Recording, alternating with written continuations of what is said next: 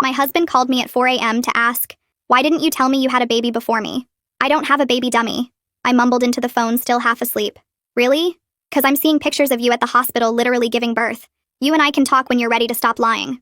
His voice was cold and hurt. The line went dead before I could respond. I sat up in bed completely confused.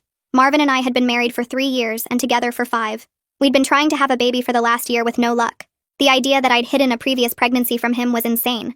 My phone started buzzing nonstop. Text after text flooding in. I opened my messages to find 23 unread texts from my sister Daniela, each one more frantic than the last. "I understand if you needed to hide your pregnancy from your husband, but your own sister? Your own family?" Her most recent message made my stomach drop. I typed back quickly that I had no idea what was going on and that I'd never had a baby or been pregnant, but she'd already sent screenshots. Pictures of someone who looked exactly like me in a hospital bed holding a newborn. Another of me in a hospital gown looking exhausted but happy. They looked so real I almost doubted my own memory. More messages poured in.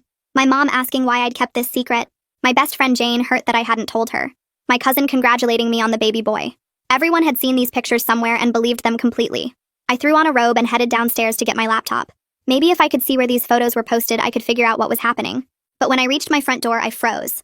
There was a gift bag on the welcome mat that hadn't been there when I'd locked up last night. The tag read, "For our son," written in handwriting I recognized immediately. My hands shook as I brought the bag inside and set it on the kitchen counter. Part of me wanted to throw it away unopened, but I needed to know what was inside. Baby clothes. Tiny blue onesies and sleepers for a newborn boy.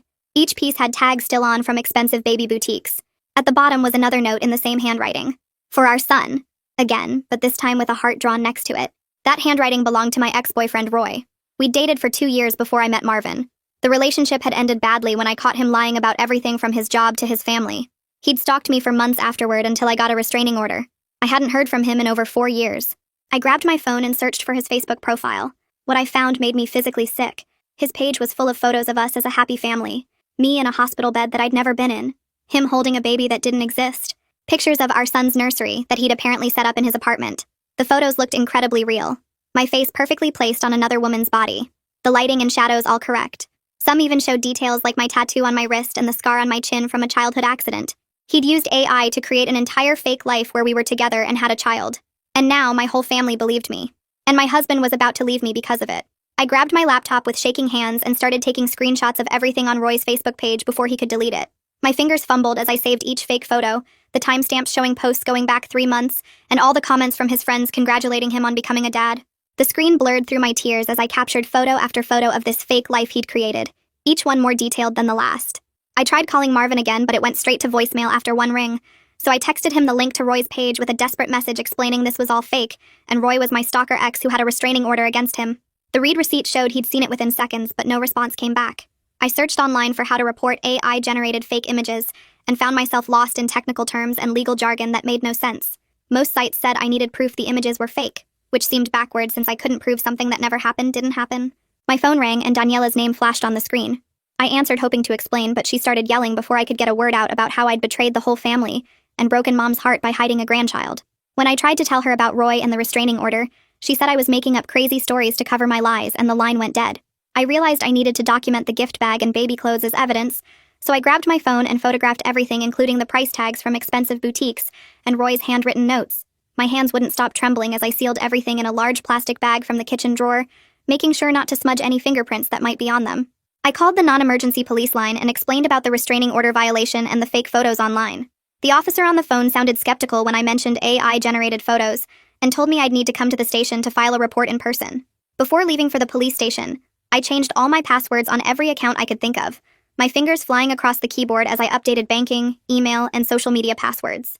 I checked my home security system and scrolled through the footage from last night, but there was nothing showing Roy leaving the gift bag, because my outdoor camera had been offline for 2 hours between midnight and 2 in the morning. At the police station, I waited 45 minutes before meeting Detective Seth Riddle, who actually took my report seriously once I showed him the restraining order paperwork from 4 years ago. He took photos of the baby clothes and gift bag, wrote down Roy's Facebook page information, and said he'd look into it, but warned me that proving AI manipulation could be complicated and take time. I texted Jane asking if she could come over later because I really needed support from my best friend right now. Her response came back cold and short, saying she needed time to process being lied to for months about something this big. The isolation felt suffocating as I sat alone in my car in the police station parking lot, everyone I loved believing these lies about me. Back home, I found an email from my workplace HR department that had come in while I was at the police station. They said they'd been contacted about my maternity leave request and needed to discuss discrepancies in my records since I hadn't filed any pregnancy accommodation paperwork. My stomach dropped, realizing Roy might have contacted my employer too, potentially putting my job at risk on top of everything else. I spent the rest of the morning searching online for experts who could prove the photos were fake, scrolling through dozens of websites for digital forensic specialists and image analysis companies. Most charged thousands just for a consultation, and I kept getting more panicked with each price quote I saw. After 3 hours of searching, I found Jacinta Schneider's website, a specialist in AI manipulation and deepfake detection, who worked with law enforcement and had testified in court cases. Her consultation fee made me wince, but I filled out her contact form anyway, explaining my situation and begging for help. My phone buzzed with a text from Marvin, and my heart jumped, hoping he'd finally believe me, but the message made everything worse. He'd checked into the Marriott downtown and already contacted a divorce lawyer, attaching one of the fake hospital photos where I looked exhausted but happy holding a newborn. "The detail is too perfect to be fake," he wrote, and I threw my phone across the couch in frustration. I couldn't just sit at home waiting for my life to fall apart, so I grabbed my laptop with all the screenshots I'd taken and drove to my mom's house without calling first. She answered the door in her bathrobe and stepped back when she saw me, not inviting me in right away like she normally would. I pushed past her into the living room and set up my laptop on the coffee table, pulling up Roy's Facebook page before she could tell me to leave. She sat on the opposite end of the couch, keeping distance between us like I might be dangerous or unstable, her arms crossed and face tight with hurt. I clicked through the fake photos one by one, zooming in to show her the weird lighting that didn't match between my face and the body, pointing out how the shadows fell wrong. In one image, my wrist tattoo appeared backwards like a mirror image, and in another, the hospital room had 2 different light sources that made no sense. Mom leaned forward slightly, squinting at the screen as I showed her how the symmetry of my face was too perfect in some shots, a common sign of AI generation. She started to look less angry and more confused, asking how someone could even do this with computers. The doorbell rang and Mom went to answer it, coming back with Daniela, who'd been called over to deal with me. My sister stood with her arms crossed, glaring at me until I pulled up the old police reports on my laptop, showing them the restraining order from 4 years ago. I walked them through Roy's stalking after our breakup, how he'd shown up at my work and followed me home and sent hundreds of texts until I got the court order. Daniela's face changed from anger to concern as she read through the police reports, sitting down next to Mom to look closer at the evidence. We spent 2 hours going through everything, and by the end, both of them were starting to believe me, Mom even making coffee while we talked. That evening back at home, my phone lit up with a security alert that someone had tried logging into my Instagram from an unknown device. Then another alert for my Facebook and another for my email, all within minutes of each other. Roy had to be trying to get into my accounts, maybe to post more fake content or delete evidence of what he'd done. I changed all my passwords again, turning on 2-factor authentication on everything, and checking my account activity for any successful logins. My phone rang, and Detective Riddle's name appeared on the screen. He'd gone to Roy's last known address, but nobody answered, and the landlord said Roy had moved out 2 months ago without leaving forwarding information. The detective was now officially looking for Roy to question him about violating the restraining order and would let me know as soon as they found him. After hanging up, I went back to Jacinta Schneider's website and saw she'd already responded to my inquiry, saying she could see me tomorrow morning for an emergency consultation. The retainer fee would max out my credit card, but I booked the appointment anyway, uploading all the fake photos and screenshots to her secure portal. She replied that she'd need the original image files to run them through detection software that could identify the digital fingerprints of AI generation. My cousin texted asking if I needed help with the baby, offering to bring over diapers and formula, and I realized the fake news had spread beyond immediate family. I drafted a group message explaining that the photos were fake and Roy was stalking me again, sending it to 23 relatives with links to articles about deepfakes. Within minutes, responses started coming back with several relatives saying I needed psychological help and others asking why I would make up such a crazy story. My aunt said she'd seen the photos and they looked completely real, while my uncle accused me of having a mental breakdown from the stress of infertility. That night I couldn't settle down, getting up every few minutes to check the locks on all the doors and windows. Every car that drove by made me freeze, wondering if it was Roy watching the house. The house creaked and I jumped, then felt stupid for being so scared in my own home. I moved a kitchen knife from the drawer to my nightstand, hating that Roy had made me feel unsafe in the place where I should feel most secure. Around midnight, I gave up on sleep and sat in the living room with all the lights on, refreshing my security camera app every few minutes. The knife sat on the coffee table within reach while I researched more about cyberstalking and identity theft, trying to understand what else Roy might do.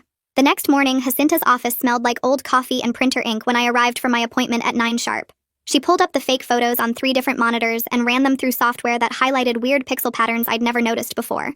The areas around my face glowed red on her screen, showing where the AI had stitched my features onto someone else's body. She zoomed in on one hospital photo and pointed at my neck where the lighting came from 2 different directions, impossible in a real photo. Another program analyzed the metadata and showed the images were created just 2 weeks ago, Not 9 months ago, when a baby would have been born. Jacinta typed up her findings while I sat there watching the technical terms fill the screen. Things like GAN artifacts and neural network signatures that proved these were fake. She printed out a 12-page report with charts and graphs showing exactly how the photos were made, signing it with her credentials as a certified digital forensics examiner. I sent the report to Marvin immediately with a text begging him to look at the evidence, but his response came back cold and short, saying anyone could pay an expert to write whatever they wanted. My chest felt tight reading his words, knowing he still thought I was lying about having a secret baby. Detective Riddle called while I was driving home from Jacinta's office to tell me he'd gotten footage from my neighbor's doorbell camera. The video showed someone in a dark hoodie at my door at 2:17 a.m. carrying that gift bag, though the person kept their face turned away from the camera. He was pulling footage from other houses on the street to track where the person came from and which car they drove. My phone rang again, and this time it was my boss asking me to come in for an urgent meeting, her voice sounding strange and formal. The conference room had 3 people waiting when I arrived. My boss, someone from HR, and another manager I barely knew. They slid printed emails across the table showing messages from my work email requesting maternity leave starting next month, complete with attached doctor's notes. I explained about Roy and showed them the police report number Detective Riddle had given me, my hands shaking as I pointed out I'd never sent those emails. HR took notes and said they'd investigate the email headers to see where the messages really came from, but I could tell they were looking at me differently now. Mom called as I sat in my car outside work, her voice soft and careful as she told me she'd spent all night reading about deepfakes and AI manipulation. She said she believed me now and felt terrible for doubting me, offering to call other family members to explain what was really happening.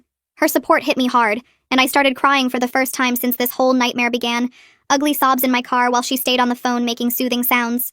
After I calmed down, I went home and started searching my own name on Google, finding something that made my stomach drop. Roy had created accounts on 3 different parenting forums using my name and email variations, posting questions about breastfeeding and sleep schedules for our newborn son.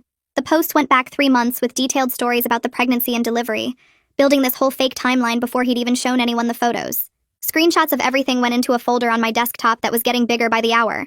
My laptop dinged with an email from someone named Vaughn Stone at Facebook's safety team responding to my report from yesterday. He needed documentation to support removing Roy's content, including the police reports, Jacinta's analysis, and proof of my identity. The online forms took forever to fill out, uploading files and writing explanations for each piece of evidence while my eyes burned from staring at the screen. Daniela's car pulled into my driveway around dinner time, and she came to the door carrying coffee and a box of donuts, her face puffy from crying. She hugged me tight and apologized over and over, saying she should have known I'd never hide something that big from her. We sat on the couch going through all the evidence together while she helped me organize everything for the lawyers and police, her anger at Roy growing with each fake photo we found. 2 days later, I woke up to find another gift on my doorstep, this time a stuffed teddy bear with a note that said, "For when you stop pretending and come home." I didn't touch it and called Detective Riddle right away, standing in my doorway watching the bear until a police officer arrived to bag it as evidence. The detective called me that afternoon with news that made everything worse and better at the same time. Roy had used stolen credit card numbers to buy all the baby items, adding fraud charges to the growing list of crimes. The fraud strengthened the case significantly, since it showed criminal intent beyond just the stalking and harassment, making it easier to get warrants and eventually prosecute him. I drove straight to the courthouse that morning to file for an emergency protective order, since the restraining order wasn't stopping Roy from leaving things at my house. The clerk at the family court window handed me a thick packet of forms to fill out while warning me that once filed, Roy would get official notice about the hearing scheduled for next week. She mentioned offhand that sometimes people get worse when they know court is coming, which made my hands shake as I wrote down all the details about the fake photos and baby clothes. The forms took 2 hours to complete with all the evidence I had to attach, including copies of Detective Riddle's reports and Jacinta's technical analysis proving the images were fake. I paid the filing fee and left with a temporary order that would last until the hearing, though the paper felt pretty useless against someone who'd already violated one restraining order. Marvin finally agreed to meet me at a coffee shop downtown after I'd texted him 20 times, begging for just 30 minutes to show him the evidence. He sat across from me looking tired and distant, while I spread out all of Jacinta's reports on the small table between us, pointing to the charts showing how the photos were made. He read through everything slowly, sipping his black coffee and not making eye contact, until he finally looked up and said he believed the photos were fake, but couldn't understand why Roy would do this to us. I tried explaining Roy's obsession from years ago, but Marvin just shook his head and said none of it made sense, then left saying he needed time to think. That night around 11, my phone started buzzing with texts from a number I didn't recognize, each message containing a new fake photo of me at different stages of pregnancy. The images showed me with a growing belly at what looked like baby showers, doctor appointments, and even one of me painting a nursery, all perfectly edited to look real. My stomach turned seeing how Roy had created this whole fake pregnancy timeline, and I immediately forwarded everything to Detective Riddle, even though the number showed up as unavailable when I tried to trace it. The next morning, I got an email from Vaughn Stone at Facebook, saying they'd removed some of Roy's posts, But others didn't violate their policies since they appeared to be personal family photos that didn't show violence or explicit content.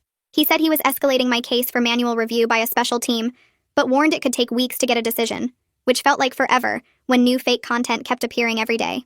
I spent the afternoon calling lawyers who specialized in cyber harassment until I found one who understood AI-generated content and identity theft.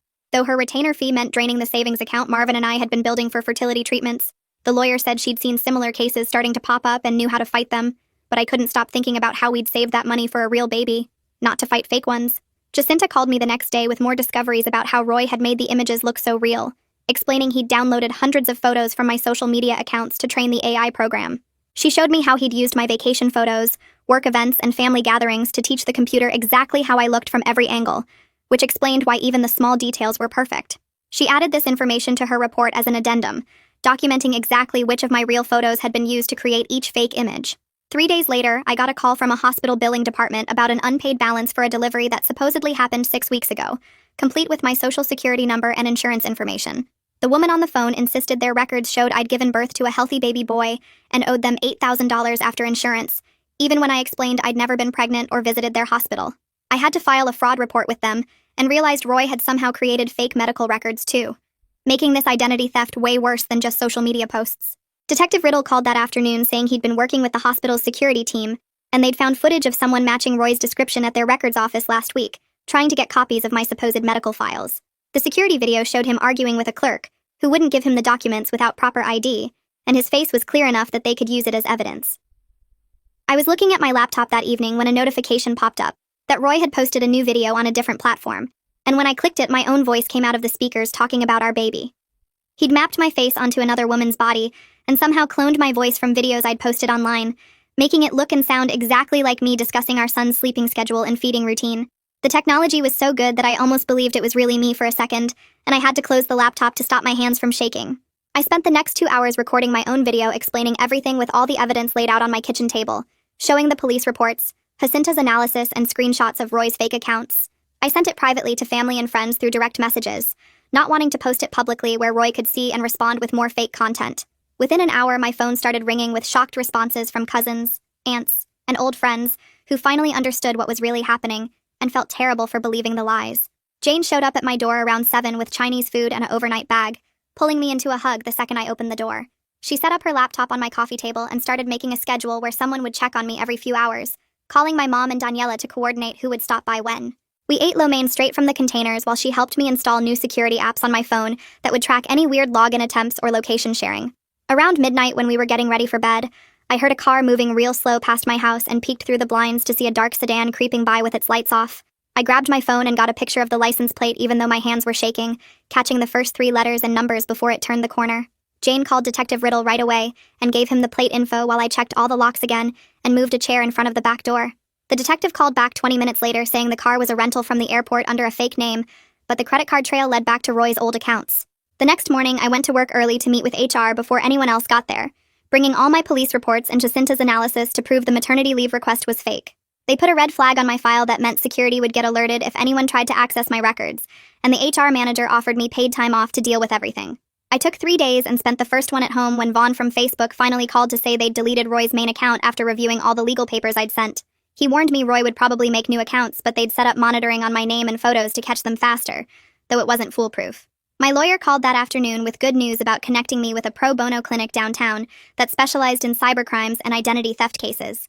The clinic had handled similar AI harassment cases and would take over most of my legal work without charging the huge fees, which meant I could put some money back in savings. I spent the next 2 days organizing everything for the protective order hearing, spreading all the evidence across my dining room table in chronological order. Jacinta's reports went in one pile, police documentation in another, screenshots in a third, and witness statements from family members in the last stack. My lawyer looked through everything and said we had one of the strongest cases she'd seen, especially with the doorbell camera footage and Roy violating the old restraining order. Marvin showed up Thursday evening to grab clothes from our bedroom, moving around me like I was a stranger while he packed a duffel bag. We ended up sitting on the bed talking for 3 hours about everything, and he finally admitted the fertility struggles had been eating at him for months.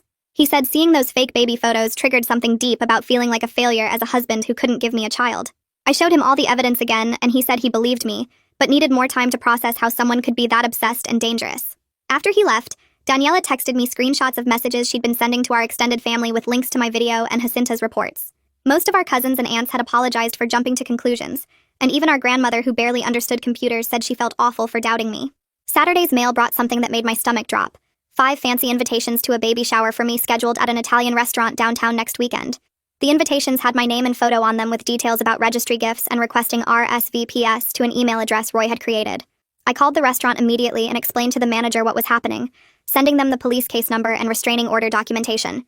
They were shocked and canceled the reservation right away, promising to call the police if Roy showed up asking about it. Monday morning arrived too fast, and I put on my most professional outfit for court, my hands shaking as I fixed my hair and tried to eat some toast. The courthouse was packed, but my lawyer met me outside and walked me through security, explaining what would happen and reminding me to stay calm no matter what. When we entered the courtroom, I saw Roy for the first time in 4 years, sitting at the defendant's table in a suit I didn't recognize. He stared at me the whole time I walked to my seat, his eyes following every movement with an intensity that made my skin crawl and my stomach turn. I kept my face neutral and looked straight ahead at the judge's bench, gripping my lawyer's hand under the table while we waited for the hearing to start. The bailiff called everyone to order and the judge entered. An older woman with gray hair who looked tired but sharp as she settled into her chair and started flipping through the thick folder my lawyer had submitted. Roy's lawyer stood up first and started talking about artistic expression and how the photos were just creative projects, but the judge cut him off and asked to see the evidence herself. She spent 20 minutes going through every page while the courtroom stayed dead quiet, except for the sound of papers turning and someone coughing in the back row. I watched her face get more and more serious as she looked at Jacinta's technical reports showing how the AI worked, and the screenshots of Roy's fake accounts pretending we had a baby together. The judge asked Roy directly if he'd created these images and posted them online, and he started rambling about love and destiny until his lawyer grabbed his arm to make him stop talking. She looked at the police reports about the gift bags left at my door and the doorbell camera footage of the hooded figure, then turned to Detective Riddle, who confirmed everything in his report was accurate. The judge's voice got hard when she granted the protective order and told Roy that any contact with me, direct or through social media or third parties, would mean immediate arrest and jail time.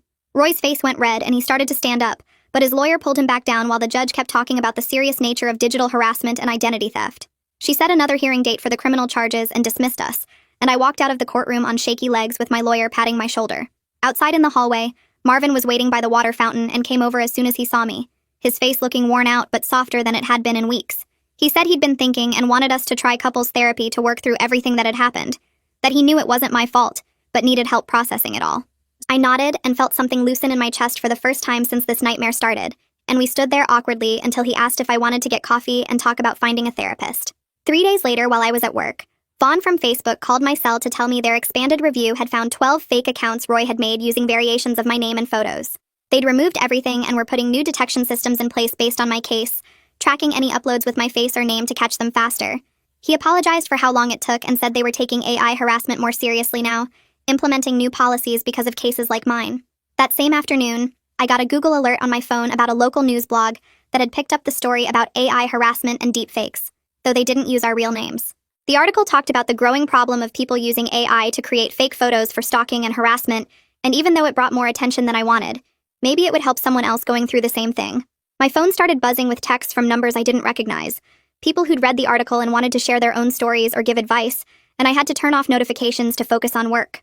Friday night, Mom called to say she was organizing a family dinner for Sunday and wanted everyone there, no excuses, because she had something important to say.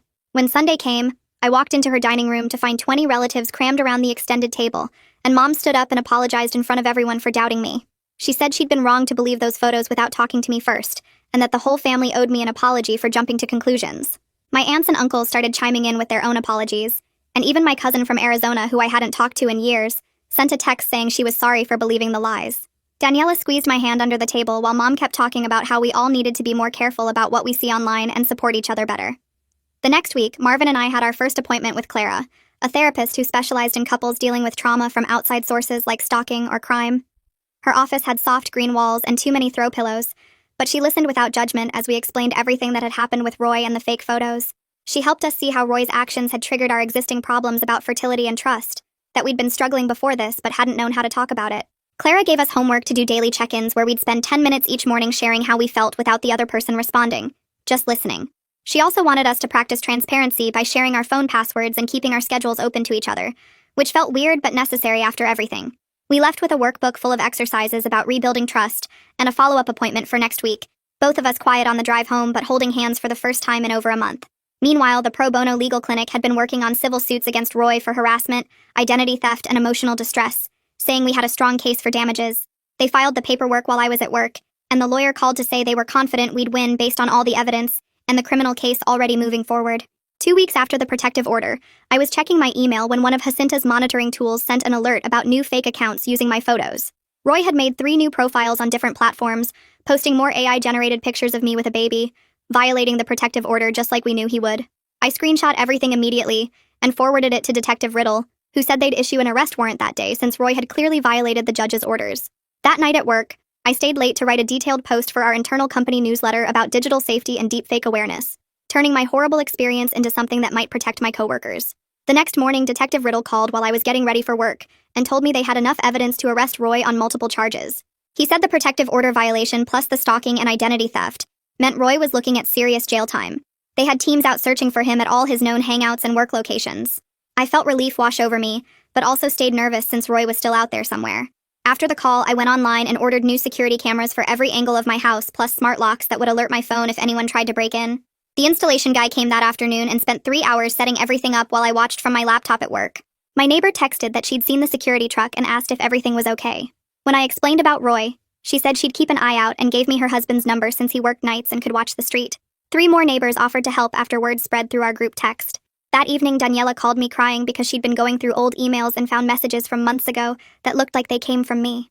The messages talked about feeling overwhelmed and having memory problems and needing space from family. She realized now they were fake, sent from an email address that was 1 letter off from mine. She forwarded everything to Detective Riddle right away and apologized again for not catching it sooner. During our next therapy session with Clara, Marvin finally opened up about how the fertility treatments had been making him feel like less of a man. He said when he saw those baby photos, part of him believed them because he felt like I deserved a real father for my children, not someone who couldn't give me a baby. Clara helped us work through how Roy had weaponized our deepest insecurities against us. We held hands and cried together for the first time since this whole mess started. 2 days later, I was making dinner when Detective Riddle called with the news I'd been waiting for. They'd arrested Roy at the public library downtown where he was using their computers to make more fake content about me. The librarian had recognized him from the news coverage and called police immediately. Detective Riddle said Roy was being held without bail because of the repeated violations, and the judge considered him a flight risk. I dropped my phone and just stood there shaking while pasta water boiled over on the stove. The family group chat that had been so angry at me weeks ago started sharing articles about AI safety and deepfake technology. Mom sent a link about how to spot fake photos. Daniela shared a video about digital harassment. Even my cousin from Arizona, who barely used technology, posted about privacy settings. Everyone was learning from what happened to me and trying to protect themselves. They kept saying how sorry they were for not believing me and how they should have known I'd never lie about something like that. 6 weeks after that first horrible phone call from Marvin, he finally moved back home. We'd been doing therapy twice a week and daily check-ins like Clara suggested. He brought his suitcase in quietly, and we just stood in the hallway looking at each other. Neither of us knew what to say, so we just hugged and stayed that way for a long time. We weren't fixed or back to normal, but we were trying, and that felt like enough for now. Clara said healing would take time and we'd have setbacks, but we were doing the work. That weekend, I sat down at my computer and started deleting years of social media posts. Every photo, every status update, every check-in that Roy could have used to study my life. I changed all my privacy settings to the strictest levels and removed anyone I didn't know personally. My online world got much smaller but also much safer. I only accepted friend requests from people I'd met in real life and trusted completely. Roy had taken my photos and turned them into weapons against me, but I wouldn't give him or anyone else that chance again. I kept thinking about how easy it had been for him to destroy my life with some software and stolen photos. But here I was, still standing, still fighting, still myself, despite everything he'd tried to take from me. All right, that's a wrap for today. Thanks for sticking with me through all the questioning and wondering. It's been a blast exploring these little moments together. Until next time, like the video, it helps more than you think.